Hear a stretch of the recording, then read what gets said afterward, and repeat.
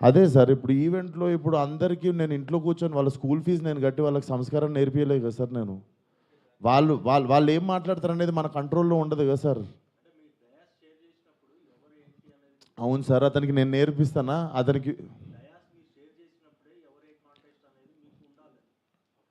ఓహో! నాదే తప్పంటారు. హ్మ్. నేను నేను నేనిప్పుడే చెప్తున్నా కదా సార్. మేము చిరంజీవి గారిని రిసీవ్ చేసుకోవడానికెళ్ళాం. మేము గూడా ఇంటికెళ్ళిన తర్వాత చూసాము. మీరు నేను చెప్పింది అబద్ధమైతే పోయి ఈవెంట్ వీడియో చూసుకోండి. అతను మాట్లాడినప్పుడు మా మీద కెమెరా లేదు. ఎందుకంటే మేము లేమక్కడ.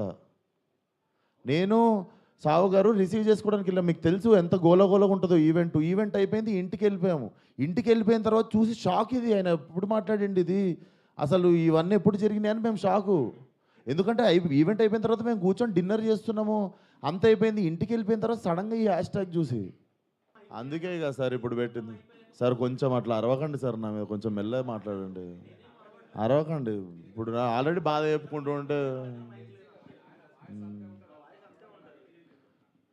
సరే సార్ మీకు మీ అందరికీ చూస్తున్న జనాలకి క్లారిటీ ఇయడానికే వచ్చినాం ఇక్కడికి.